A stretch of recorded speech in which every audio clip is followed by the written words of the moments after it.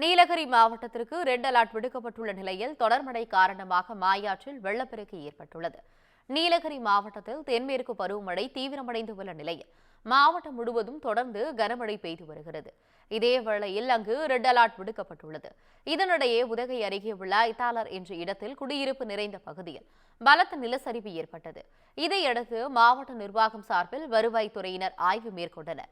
மேலும் கூடலூரில் கனமழை காரணமாக வீடுகள் இடிந்தும் நடைபாதைகளில் விரிசல் ஏற்பட்டும் சேதமடைந்து உள்ளதால் பொதுமக்கள் அச்சமடைந்து உள்ளனர். இதற்கிடையில் கூடலூர் அருகே இருவயல் கிராமத்தில் அமைந்துள்ள மாயாற்றில் வெள்ளப்பெருக்கு ஏற்பட்டு குடியிருப்பு பகுதிகளை சூழ்ந்ததால் அங்கு சிக்கி தவித்த 13 குடும்பத்தினரை தமிழ்நாடு பேரிடர் மீட்புக் குழுவினர் மீட்டு தற்காலிக முகாமில் தங்க வைத்தனர். இந்நிலையில் முதுமலை தெப்பக்காடு யானைகள் முகாமில் உள்ள வளர்ப்பு யானைகளை குளிக்க வைக்க மாயாற்றிற்கு கொண்டு செல்ல வனத்துறை சார்பில் தடை விதிக்கப்பட்டுள்ளது.